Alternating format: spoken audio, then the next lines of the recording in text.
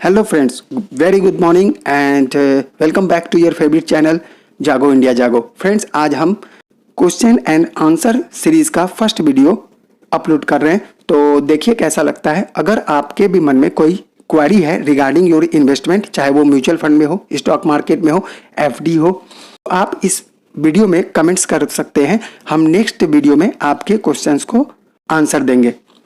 पहला क्वेश्चन है, good morning Pradeep ji, what's your advice regarding SBI focused fund and Canara Robeco blue chip fund, kindly reply.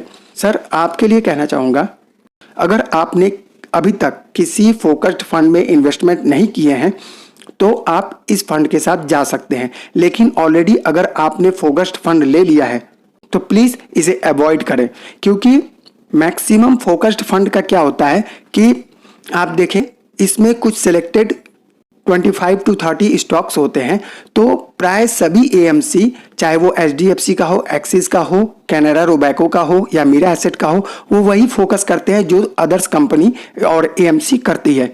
तो इससे better होगा कि आपका पोर्टफोलियो ओवरलैप ना हो, इसलिए अपने पोर्टफोलियो में एक ही फोकस्ड फंड रखिए जो कि लार्ज कैप से ओवरलैप ना होता हो। ओवरलैप पे ऑलरेडी मैंने वीडियो बनाया है, आई बटन को क्लिक करके देख सकते हैं।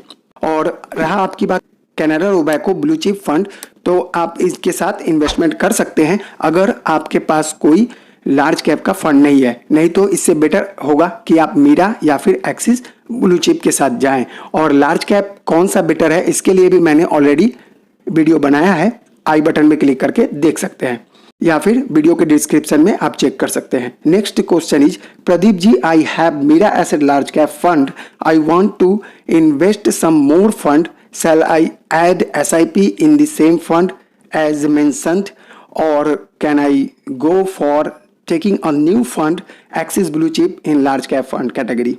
अगर आपने अभी तक केवल एक ही Mirae asset large cap fund में इन्वेस्टमेंट कर रहे हैं तो मैं आपको बताना चाहूँगा कि एक मल्टी कैप फंड भी जरूर रखें। मल्टी कैप फंड क्या होता है कि वो लार्ज, मिड और स्मॉल तीनों कैटेगरी में इन्वेस्टमेंट करता है। इससे आपका जो इन्वेस्टमेंट है टोटली डाइवर्सिफाइड हो जाता है और एक मल्टी कैप फंड होना पोर्टफोलियो में बहुत जरूरी माना जाता है। नेक्स्ट क्वेश्चन है, SBI small cap now open for lump sum. इन्होंने शायद बताया है कि लमसम के लिए ओपन हो चुका है। अगर आप चाहते हैं एसबीआई स्मॉल कैप में इन्वेस्टमेंट करना लमसम के थ्रू, तो मैं सजेस्ट नहीं करूंगा। अभी इतने स्मॉल कंपनीज हैं, उन पे डेट उनका इतना ज़्यादा हो गया है, कहने का मतलब है लोन इतना ज़्यादा हो गया है कि बाद में बैंकक्रप्ट होगी कि बैड लोन होगा, क्या उनका रिजल्ट कम आउट होगा। तो ये अभी बहुत वॉलेटाइल डिसीजन है कि स्मॉल कैप में इन्वेस्टमेंट करना। नेक्स्ट क्वेरी है, I am doing SIP in Axis blue chip, Canara Robeco emerging equity, Axis multi cap and Kotak equity opportunity fund, return about more than 20% negative, what should I do, how down side can be protected. Nice question sir, आपने बहुत अच्छा question किया कि ये बात जरूरी है कि डाउन साइड जो नेगेटिव रिटर्न आ रहे हैं उनके लिए क्या मुझे फ्यूचर का स्ट्रेटजी होना चाहिए। तो सबसे पहले आपको बताना चाहूंगा कि आपने जो एक्सिस मल्टी कैप और एक्सिस ब्लू चिप ये दोनों फंड एक साथ पोर्टफोलियो में रखे हैं, तो मुझे नहीं लगता कि ये दोनों एक साथ होना चाहिए। आप अगर एक्सिस ब्लू चिप को रखे हैं तो it will be better to add Parag Parikh long term equity fund, जो कि बहुत ही अच्छा है अगर आप 10 ईयर्स तक इन्वेस्टमेंट करना चाहेंगे तब, क्योंकि मल्टी कैप होता है, इसमें तीनों कैटेगरी के तीनों कैप के स्टॉक्स होते हैं, तो ये थोड़ा रिस्की भी है और डाइवर्सिफाइड है और सेफ भी माना जाता है। डाइवर्सिफाइड होने के बाद कोई भी स्टॉक क्या होता है या फिर पोर्टफोलियो वो कम वॉलेटाइल हो जाता है। तो अकॉर्डिंग टू दिस सिचुएशन मैं आपको कहना चाहूँगा कि हर डाउन 5% टू 10% एनएवी अगर आपको डाउन नज़र आती है तो आप लमसम करें, लेकिन लमसम एक बार ना करें, इसे 5 पार्ट में डिवाइड करें। यानी कि अगर 10,000 आपको लमसम करना है तो 2,000 का एक बनाएं और एक्सिस ब्लू चिप के साथ जाएं, क्योंकि लार्ज कैप ही है जो कि ऐसे सिचुएशन के बाद आपको रिकवर करके देगी। और स्मॉल कैप, मिड कैप का रिकवर करने के लिए आपको ज़्यादा टाइम लगेगा, इसलिए उसमें कंटिन्यू एसआईपी करते रहें। एसआईपी भी बंद करके गलती ना करें। Next question is my portfolio is down by almost 35%. Value is rupees 1,50,000. Please suggest what to do. इस समय आप यही कर सकते हैं कि आप लमसम इन्वेस्टमेंट जो मैंने अभी बताया इंस्टॉलमेंट के जरिए कीजिए, यानी आप 5 पार्ट्स में अपने जो फंड्स में इन्वेस्टमेंट किए हैं या फिर शेयर मार्केट में इन्वेस्टमेंट किए हैं, हर डाउन पे आप कोशिश कीजिए कि कुछ कुछ इन्वेस्टमेंट करें, और स्मॉल और मिड कैप के स्टॉक हो या म्यूचुअल फंड हो, उसमें अभी इन्वेस्टमेंट करने की कोई आवश्यकता नहीं है। ये मेरा सोचना है। आप अपनी राय और अपने स्ट्रेटजी के हिसाब से इन्वेस्टमेंट कीजिए, क्योंकि आपके पोर्टफोलियो में क्या क्या आपने रखा है यहाँ मेंशन नहीं है, तो इसीलिए मैं क्लियर बता नहीं पा रहा हूँ। Next question is Yograj, mister Yograj Patel, 30 years age. I started SIP and lump sum Axis blue chip and पारंपरिक long term equity fund, Kotak low duration fund जो कि डेट फंड है, ओनली लमसम. तो आप बोल रहे हैं ओके, आप ये पूछ रहे हैं कि आपको लमसम करना है इन तीनों फंड में। टाइम आपका दिया है, टाइम दिया है आपने 10 years, और I want to add one fund in my portfolio, please suggest. Okay sir, आपने जैसा कि एक्सिस ब्लू चिप और पारंपरिक लॉन्ग टर्म बहुत ही अच्छा फंड और Kotak low duration date fund का आपने जो पोर्टफोलियो बनाया है 10 years के लिए, बहुत ही परफेक्ट है। अगर 10 years से मोर देन होता है तो आप ऐड कर सकते हैं, नहीं तो मेरे हिसाब से अभी आपको कोई भी म्यूचुअल फंड ऐड करने की जरूरत नहीं है, या फिर स्टॉक मार्केट में लार्ज कैप में इन्वेस्टमेंट कर सकते हैं। तो इसलिए आपके पास ऑलरेडी एक्सिस ब्लू चिप है और पारंपरिक बहुत अच्छा multicap fund है, तो it will be better to lump sum in these mutual funds. Next question is RBI is announced for EMI deferred for 3 months. My home loan is from HDFC Limited.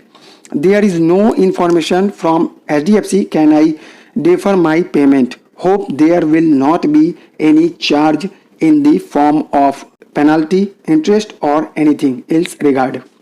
तो आप जो RBI ने announce किया 3 months का EMI, आपको ये कि tenure आपको बढ़ जाएगा। मान लीजिए आप अगर 50 month के लिए आप EMI भरेंगे तो वो 53 हो जाएगा अगर 3 months आपका EMI नहीं कट आउट हुआ तो।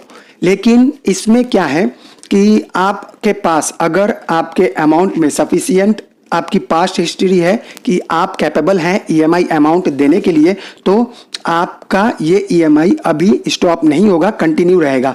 अगर स्टॉप करना है तो आपको HDFC लिमिटेड से बात करना होगा, उसके कस्टमर केयर से बात करना होगा कि you are not sufficient to giving EMI amount right now. तब जाकर आपको प्रूफ भी हो सकता है वो मांगे, तब आपको 3 महीने का एक्सटेंशन मिल सकता है। लेकिन अगर बात करें अगर आप सफिशियंट है तो मैं यही सजेस्ट करूंगा कि आप EMI देते रहें। Next question is will in future index fund be better than active fund? I want lower risks, which is better if both active and index fund give some returns, whose risk is low, index fund और active fund? देखिए मैं बोलूँगा active fund और index fund. देखिए index fund में large company आती है, तो अगर हम उसका कंपेयर सभी कैटेगरी के म्यूचुअल फंड से करें तो ये गलत होगा। तो मैं कहना चाहूँगा अगर लार्ज कैप के म्यूचुअल फंड और इंडेक्स फंड का आप रिस्क कंपेयर करना चाहते हैं तो मैं हमेशा लार्ज कैप के साथ जाना चाहूँगा म्यूचुअल फंड के साथ, क्योंकि इसका रिस्क इंडेक्स फंड से कम होता है। इंडेक्स फंड जो होते हैं वो इंडेक्स को फॉलो करते हैं, तो ये ज़्यादा वॉलेटाइल होते हैं और उसमें करेक्शन भी ज़्यादा देखने को मिलता है इंडेक्स में। और आपने ये भी पूछा है कि specially multicap fund and index fund, तो मल्टीकैप फंड आपने अगर कहा तो मल्टीकैप फंड डेफिनेटली इसमें जैसे कि स्मॉल और मिड कैप भी आते हैं, तो जनरली ये ज़्यादा वॉलेटाइल हो जाएगा, लेकिन रिटर्न भी आपको ज़्यादा मल्टीकैप में देखने को मिलेगा। Next question is why market is showing gap up opening, it is expected to open in low. देखिए वायरस के चलते जैसा चल रहा है सिचुएशन, आपको पता है सभी जो गवर्नमेंट है या फिर गवर्नमेंट को असिस्ट करने वाले ऑर्गेनाइजेशन है, सभी मदद कर रहे हैं, हेल्पिंग हैंड चल रहा है। लेकिन कोरोना वायरस के चलते ग्लोबली इकोनॉमिक क्राइसिस आप देख सकते हैं और बोल भी सकते हैं कि अभी इकोनॉमिक क्राइसिस है। ये क्राइसिस ज़्यादा डाउनफॉल ना हो, इसीलिए बहुत कोशिश किया जा रहा है, लेकिन अभी वॉलेटाइल मार्केट है, इससे हम नकार नहीं सकते। पोर्टफोलियो शेयर किया गया है यहाँ। उनका पोर्टफोलियो है Parag Parikh long term, Axis blue chip, Axis small cap, Axis mid cap, Mirae asset focused fund, Axis multicap fund, Kotak emerging equity fund, Axis growth opportunity fund, Tata focused equity fund.